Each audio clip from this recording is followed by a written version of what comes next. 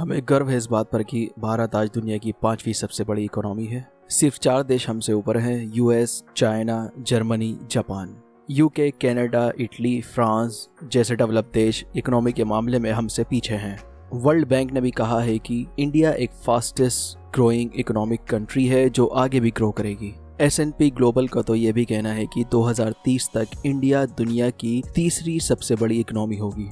वहीं अगर IMF international monetary fund की अगर माने तो इंडिया 2025 तक जापान को और 2027 तक जर्मनी को पछाड़कर दुनिया की तीसरी सबसे बड़ी इकोनॉमी बन जाएगा। ग्लोबल इकोनॉमी के लिहाज से अगर देखा जाए तो दुनिया में इंडिया का कद साल दर साल बढ़ता चला जा रहा है। एक रिपोर्ट की अगर माने तो स्विट्जरलैंड, कनाडा और 6 अदर डेवलप्ड नेशन से ज्यादा बिलियनर्स इंडिया में हैं। लेकिन अगर वाकई हमारा देश इतनी तेजी से तरक्की कर रहा है तो क्यों हमारे देश में 2 अलग भारत नजर आते हैं? एक वो भारत जहां पर दुनिया का सबसे महंगा घर बना हुआ है, दूसरा वो जहां पर दुनिया का सबसे बड़ा स्लम। 2023 के ग्लोबल हंगर इंडेक्स के मुताबिक 125 कंट्री में से इंडिया का नंबर 111वां था। इवन पाकिस्तान एंड बांग्लादेश की पोजीशन हमसे बेहतर थी। एक रिपोर्ट के मुताबिक 2020 पेंडेमिक के दौर में 4.6 करोड़ इंडियंस गरीबी में चले गए हैं। वहीं दूसरी ओर पेंडेमिक के टाइम पर ही इंडियंस बिलियनियर्स की संख्या बढ़कर 102 से 142 हो गई थी। ऑक्सफैम की एक रिपोर्ट के मुताबिक 2022 में इंडियन बिलियनियर्स की संख्या बढ़कर 102 से 166 हो गई थी। वहीं दूसरी ओर जो गरीब जनता है वो अपनी बेसिक जरूरतें भी पूरी नहीं कर पा रही है। Minister of road transportation and highways of India Nitin Gadkari ji ने भी कहा था कि India is a rich country with the poor population. India एक अमीर कंट्री है लेकिन जनता गरीब है, भूखी मर रही है और अनएम्प्लॉयमेंट फेस कर रही है। RBI के एक्स गवर्नर धुवरी सुब्बाराव जी ने भी कहा था कि इंडिया वर्ल्ड की तीसरी सबसे बड़ी इकोनॉमी बनने के बाद भी गरीब ही रहेगा। आखिर ऐसा क्यों है? इंडिया में अमीर और गरीब के बीच का फासला क्यों बढ़ता चला जा रहा है? जो अमीर है वो और अमीर हो रहे हैं, जो गरीब हैं वो और गरीब होते चले जा रहे हैं।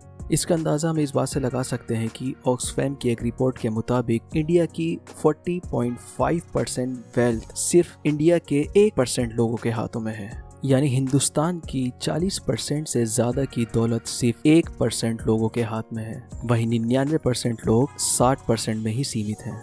देश की GDP के मामले में भले ही भारत दुनिया के 5वें स्थान पर पहुंच गया हो, लेकिन अगर बात करें GDP पर कैपिटा इनकम या जिसे वार्षिक वृद्धि दर भी कहा जाता है, इसके मामले में इंडिया 141वें नंबर पर है। भले ही हम इकोनॉमी के मामले में रिसेंट ईयर्स में यूनाइटेड किंगडम को बीट कर 5वें स्थान पर पहुंच गए हैं, लेकिन अगर बात करें यूके के एक एवरेज व्यक्ति की इनकम 2023 में 48,866.6 डॉलर्स थी। वहीं अगर इंडिया की हम बात करें तो 2023 में इंडिया के एक एवरेज व्यक्ति की इनकम कुल 2,484.8 डॉलर्स सालाना थी।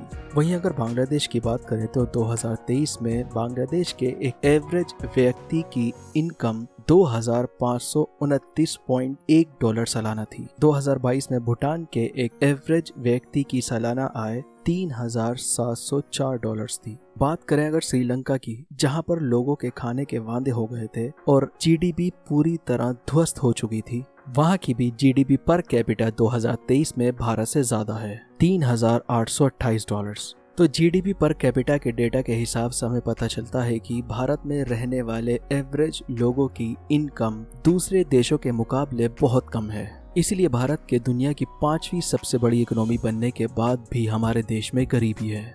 फिर वही बात आती है कि हिंदुस्तान के 40% से ज्यादा दौलत के मालिक तो सिर्फ 1% लोग हैं। यही कारण है कि इंडिया की GDP तो बहुत तेजी से ऊपर जा रही है, वहीं GDP पर कैपिटा रेंग कर चल रही है। अब चाइना का ही एक एग्जांपल ले लेते हैं। द वायर की एक रिपोर्ट के मुताबिक सन 2000 में इंडिया की पर कैपिटा इनकम 1,357 डॉलर्स थी।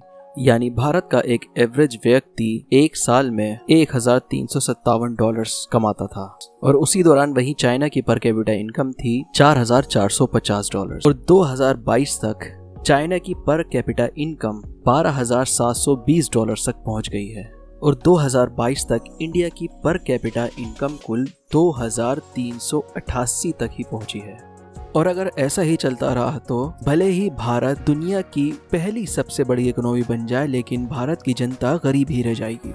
पिछले साल बीजेपी गवर्नमेंट का कहना था कि मोदी सरकार के 9 सालों में पर कैपिटा इनकम डबल हो गई है। वहीं इसका काउंटर करते हुए कांग्रेस लीडर मल्लिकार्जुन खड़गे ने कहा था कि यूपीए की सरकार में पर कैपिटा इनकम 258.8% तक बढ़ गई थी। खैर, राजनीति में तो ये ब्लेम गेम चलता रहता है, लेकिन अगर मान लें कि भारत की पर कैपिटा इनकम डबल हो गई है तो क्या ये काफी है? जी बिल्कुल नहीं। अब तक भारत की पर कैपिटा इनकम 10 गुना से ज्यादा बढ़ जानी चाहिए थी, क्योंकि दोनों ही गवर्नमेंट ने जो अपने अपने डेटा बताए हैं, इनमें एक चीज मिसिंग थी, वो थी इन्फ्लेशन, महंगाई। इसको एक एग्जाम्पल से समझते हैं। यदि अगर सन 2004 में आपकी सालाना आय 50,000 रुपए थी, जिसमें 40,000 रुपए की कॉस्ट ऑफ लिविंग थी, यानी 40,000 में आपका घर का खर्च पूरा होता था, और अगर आज आपकी सालाना आय 5 लाख रुपए है, लेकिन बढ़ती महंगाई के कारण आज आपके घर का खर्च 4 लाख रुपए में पूरा होता है, इसका मतलब 20 साल बाद भी आप वही हैं, आपकी इनकम में कोई इजाफा नहीं हुआ है। भले ही आपकी सालाना आय में नंबर्स बढ़ गए हों, लेकिन एक्चुअल में आपकी सालाना आय में कोई इजाफा नहीं हुआ है।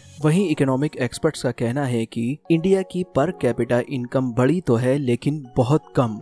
वैसे तो भारत आज दुनिया की 5वीं सबसे बड़ी इकोनॉमी बन गया है, लेकिन पर कैपिटा इनकम के मामले में भारत आज भी लो इनकम कंट्रीज के कैटेगरी में आता है। 2022 की वर्ल्ड इनइक्वालिटी रिपोर्ट के मुताबिक भारत का नंबर सबसे आगे था। 2022 की वर्ल्ड इनइक्वालिटी रिपोर्ट के मुताबिक भारत की एक एवरेज पॉपुलेशन की सालाना इनकम 2,04,200 रुपए थी। वहीं भारत की बॉटम 50% की जो पॉपुलेशन है, वो कुल साल में 53,610 रुपए ही कमा पाती है, और भारत में टॉप 10% की जो पॉपुलेशन है, वो 11,66,520 रुपए सालाना कमाती है, यानी पूरे 20 गुना ज्यादा। एक चीज और मैं यहाँ आपको बता दूं, ऑक्सफैम के एक डेटा के मुताबिक इंडिया की बॉटम 50% जो पॉपुलेशन है, उनसे ही लगभग 64% की जीएसटी की वसूली की जाती है। वहीं 33% की जो जीएसटी है, वो 40% मिडिल क्लास लोगों से आती है।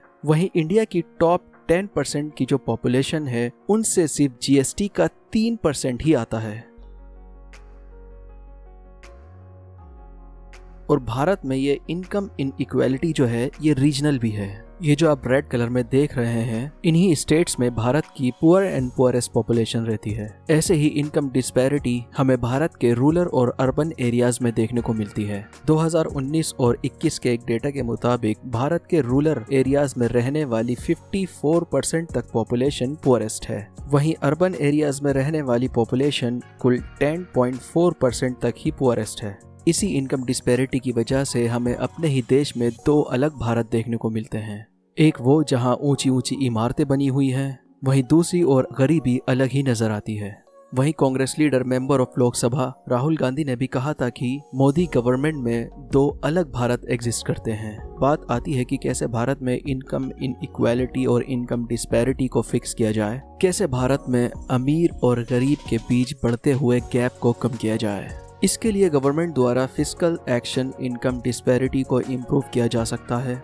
जिसमें पब्लिक वर्क्स पर ज़्यादा स्पेंड किया जाए और टैक्स को कम किया जाए। गवर्नमेंट को एजुकेशन पर ध्यान देना चाहिए, पब्लिक को फ्री क्वालिटी एजुकेशन प्रोवाइड करानी चाहिए, सोशल सेफ्टी पर गवर्नमेंट को ध्यान देना चाहिए, गवर्नमेंट को फ्री और हाई क्वालिटी पब्लिक सर्विसेज पर इन्वेस्ट करना चाहिए, गवर्नमेंट द्वारा पब्लिक को free quality health care provide कराना चाहिए, क्योंकि यही कुछ ऐसे कारण हैं जिनकी वजह से जनता की जेब पर भारी असर पड़ता है। और यूरोप की कुछ ऐसी नॉर्डिक कंट्रीज भी हैं जहां पर हाई लिविंग स्टैंडर्ड और लो इनकम डिस्पैरिटी है, जैसे Sweden, Norway, Finland, Denmark, Iceland. यहाँ पर रहने वाले लोगों की इनकम्स में काफ़ी समानता है, क्योंकि ये कंट्रीज अपनी जनता को प्रोवाइड कराती हैं free market capitalism, social benefits, free education, free health care, guarantee pension payments for retirees, business models, social welfare. इनके अलावा भी बहुत सी सर्विसेज हैं जो इन देशों की गवर्नमेंट अपनी जनता को प्रोवाइड कराती हैं।